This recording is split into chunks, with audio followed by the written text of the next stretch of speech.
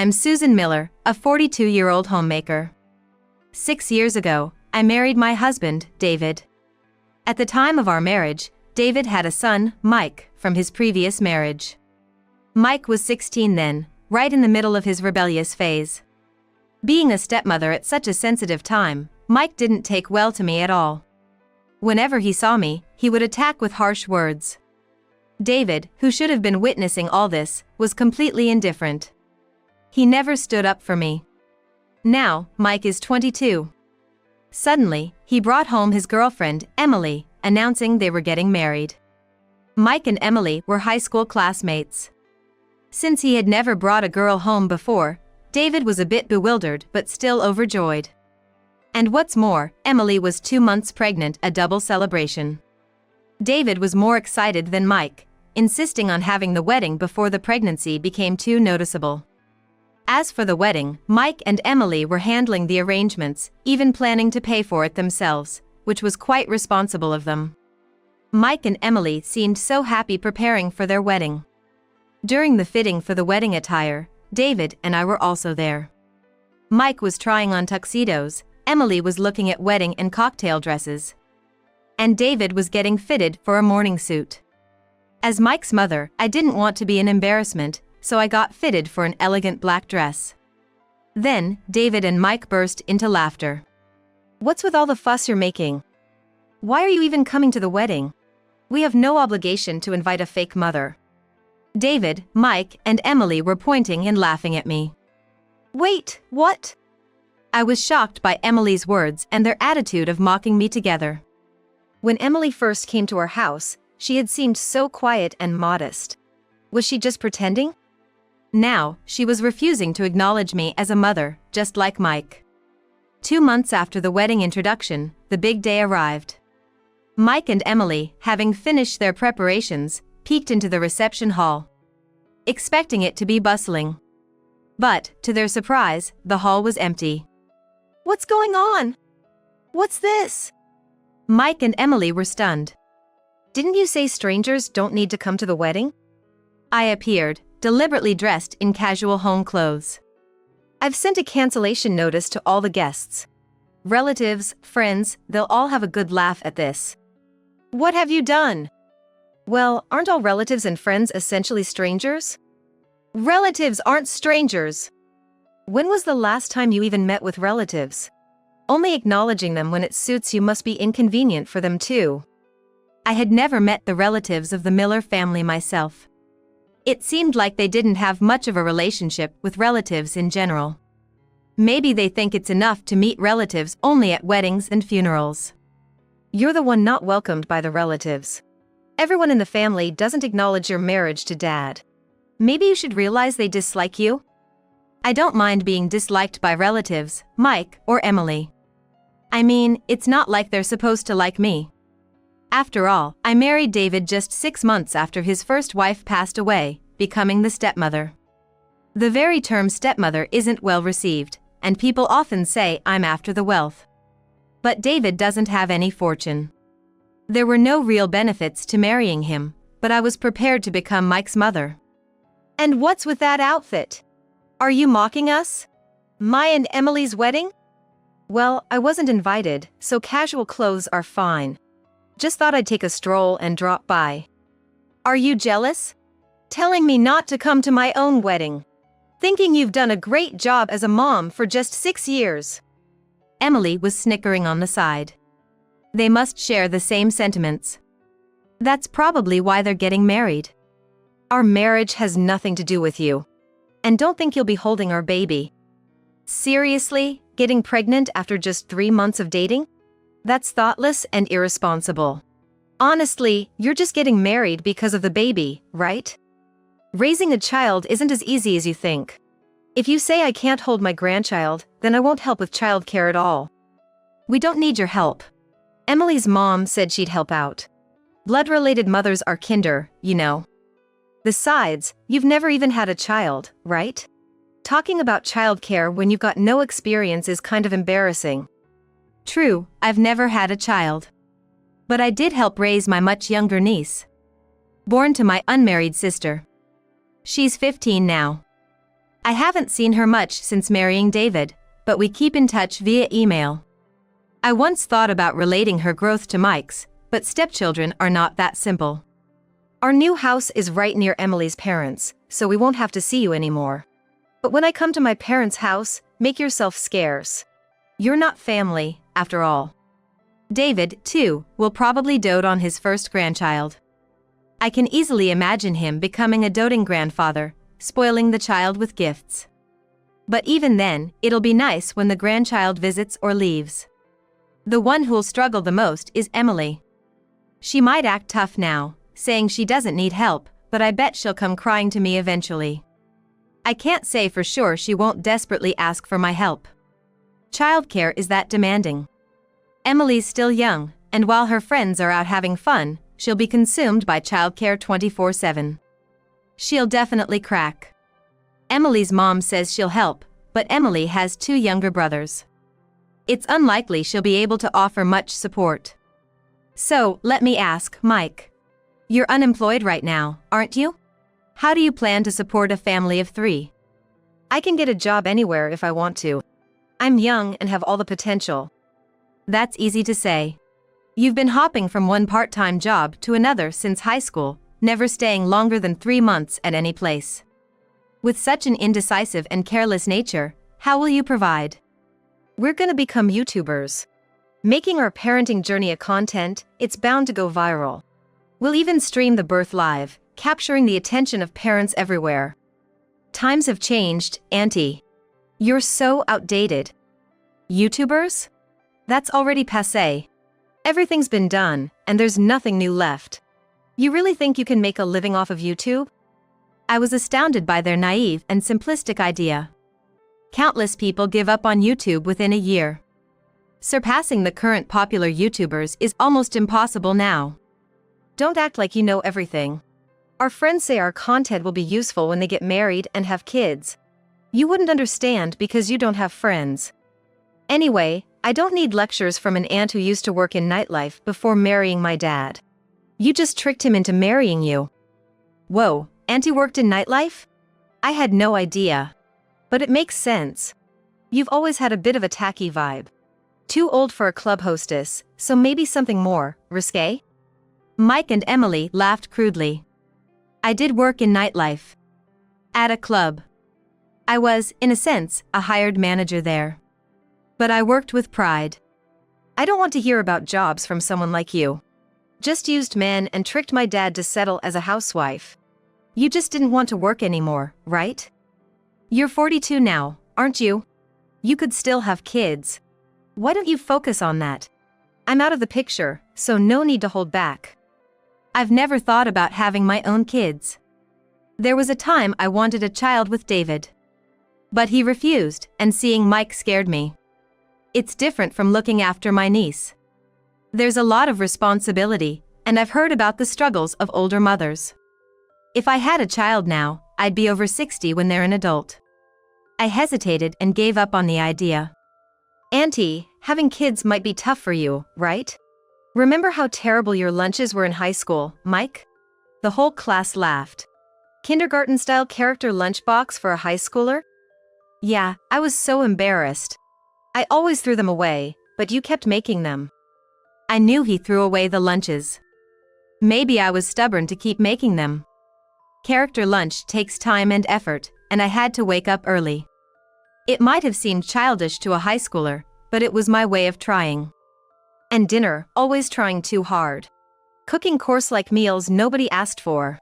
I wanted hearty meals like steak or fried chicken, not pasta or paella. You thought it was fancy, but it wasn't tasty, and never enough. I ended up eating instant noodles at night. Weren't you making homemade cookies too? Trying too hard to be a mom, it's kinda sad. Of course, I tried hard. Suddenly becoming a mother to a 16-year-old in an unwelcoming environment. I knew I wouldn't be liked or accepted from the start. But Mike, you never ate my cooking, did you? Always flipping the plate, saying how can anyone eat this, and ordering delivery. Of course, restaurant food is better. They say nothing beats mom's cooking, but for me, delivery is a million times better. David told me Mike was picky. He wanted me to excel in cooking. Before I married David, I lived at home and didn't cook much. Working nights meant I hardly had dinner with my dad, mom, sister, and niece. So, I had to study cooking desperately. I'd practice the dinner menu by making it for lunch first. Then, dinner was the real deal. I ended up eating the same menu twice a day. Mike was growing, so I couldn't cut corners. When I was home, my sister worked, so my mom and I took care of my niece. We protected her as a family, so she wouldn't feel lonely without a dad. I decided to marry David and become Mike's stepmom because I thought he still needed a mother figure. Mike's mom had health issues since he started middle school, going in and out of the hospital. David's mom took over his care. Mike's mom passed away when Mike was in 9th grade, followed soon by his grandmother. David and Mike must have been devastated. Especially Mike, with exams and all. He wasn't overly attached to his mom but didn't rebel either. She spent most of middle school in the hospital, so there wasn't much to rebel against. He probably sensed her impending death. But still, losing a mom so early is hard to process. Then David brought me home only half a year after her death, saying, "This is your new mom." How could he not be confused? It was impossible to accept. It was natural for Mike to dislike me. Whenever he saw me, he'd say, "Go away. I hate even breathing the same air as you." If I even appeared in his line of sight, he'd yell, "You're annoying. Get out of my sight. You make my eyes rot." I often went out until things cooled down. It was the same day after day.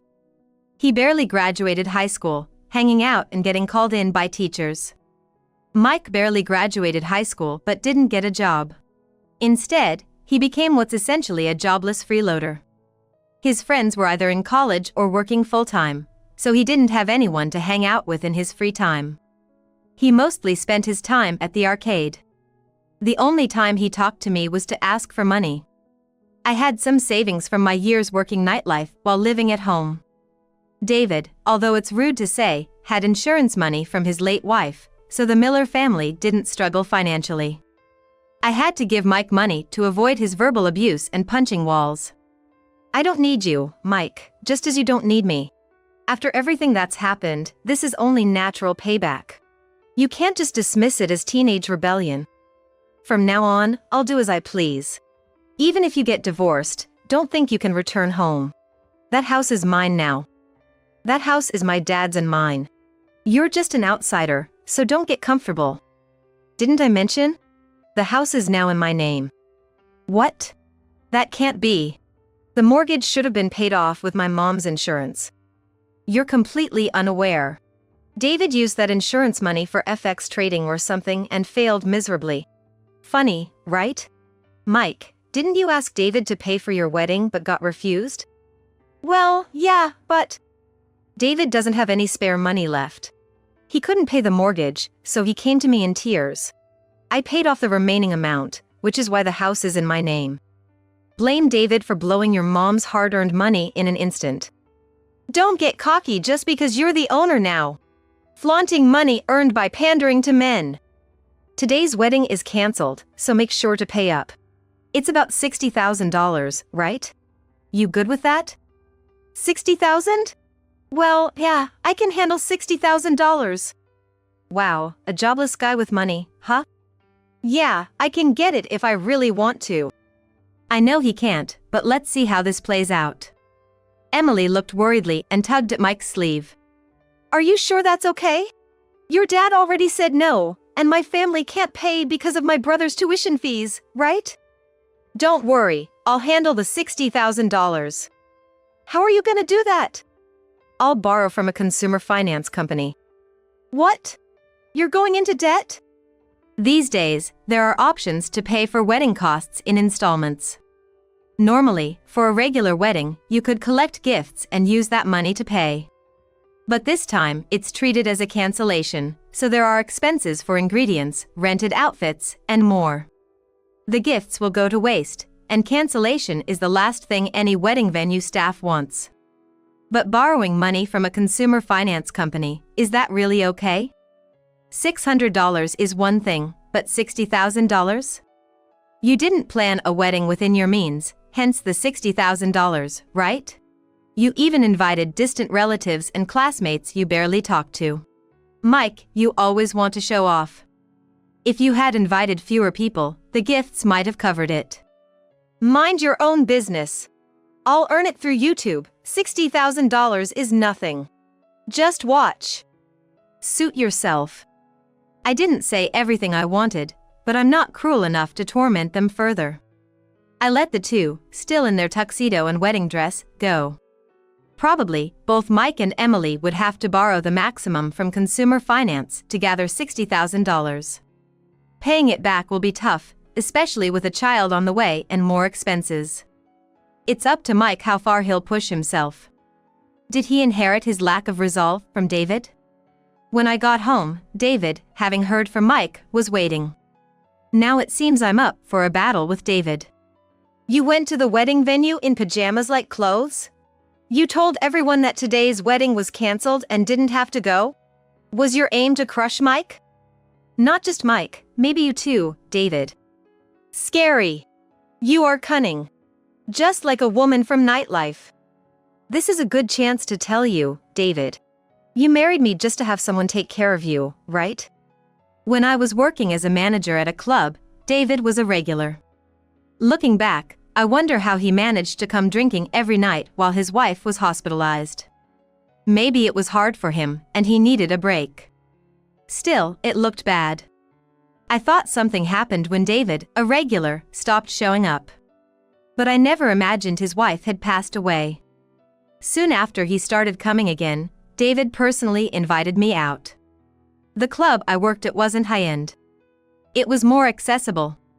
Which is probably why they let someone like me manage it. David wasn't a big earner. Yet, he started coming daily to woo me. He must have been lonely after his wife's death.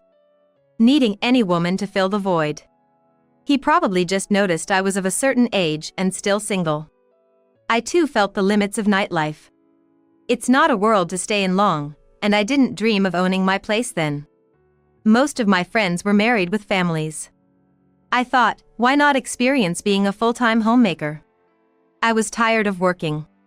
So, when a man proposed, and it happened to be David, I accepted. Hearing he had a son in high school gave me pause. But David proposed like he was royalty. You may have concerns about my son, but I promise to protect you for the rest of my life. David had said, persuading me to marry him. So, David, you just got tired of everything, right? After your wife passed away, then your mother, you realized you couldn't do anything by yourself. Mike was still in high school and needed a mother. There I was, the leftover woman, and you married me to fill the gap of a wife and mother. What are you talking about? Such nonsense. Nonsense. My precious 6 years. You're not even that rich, and your son did nothing but rebel against me. Did you ever stand up for me even once when Mike was awful to me? Instead, you joined him in mocking and complaining about me. No, I never meant. Your proposal was a complete lie. Protect you with all my might, you said, but you just ignored everything. You turned a blind eye and ran away. If that's what you think, then maybe it's true. So, you're defiant now. I've been holding back because of Mike, but not anymore. Besides, this house is mine now, so David, you better understand your place. I'm in charge here. After enduring for 6 years, Mike left home rather quickly. David, with over a decade until retirement, will continue to be a corporate slave, a worker bee. The least he can do is contribute financially to the house. You've suddenly become so prickly. Did being called a stranger by Mike and Emily really bother you that much? It's the truth, after all. Getting upset over it is silly. Sure, Mike may have been rebellious and hurt you, but that happens in every family.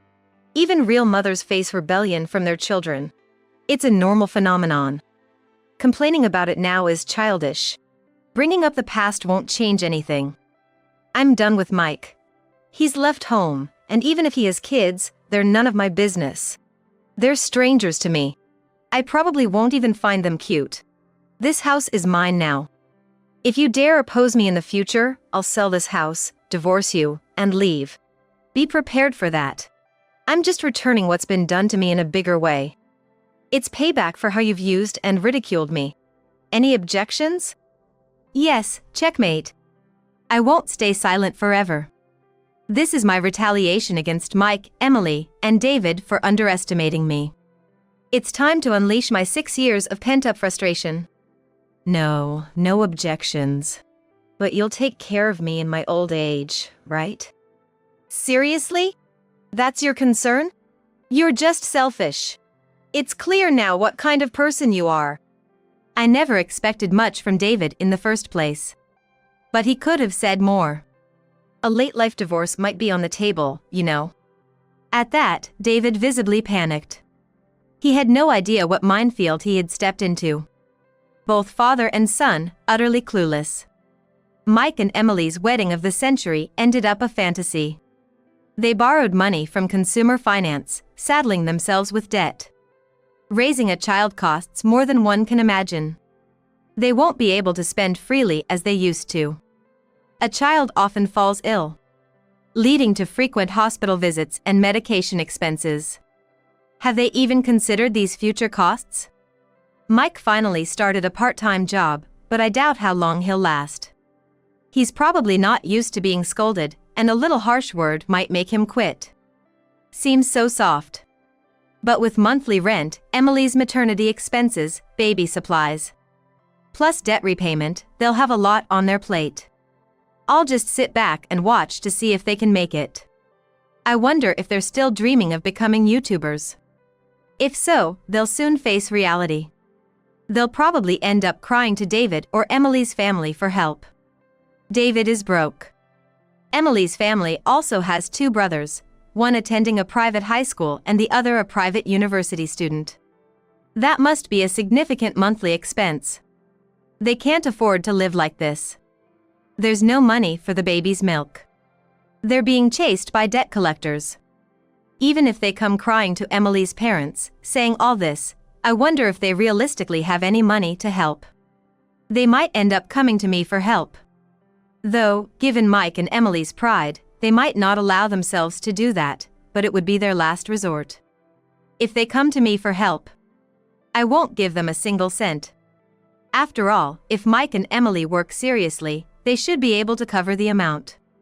Their failure is due to trying to take shortcuts instead of working hard. I wish they would live more earnestly. As for my retaliation against David, I'm thinking in terms of money. David came up with this idea. Susan, please. I'll give you a certain amount of money each month, like a loan payment. Please change the house's name back to mine. A grandchild is on the way, and there might be more in the future. The only thing I can leave for Mike and the grandchildren is this house. It's about maintaining my dignity as a parent. So please. All right. How about $2,000 a month for the loan repayment? That leaves you with a $200 allowance each month. $200? That's too much. What about my lunch expenses? Skipping lunch would decrease my work efficiency. I buy at least 1 drink a day. I can't afford it. Then make a sandwich in the morning and take it with you. Fill a thermos with drinks. Use your head more. Susan, you're going to prepare that for me? What? Of course not. Why do you keep treating me like a maid? I'm not taking care of Mike or you anymore. I've finally gained my freedom. It's not decided yet, but I'm thinking of getting a job myself. Ideally, I'd like to start my own business, but that requires a competent business partner. Still, it's a dream I want to fulfill someday. I don't want to end my life just being a wife and a mother.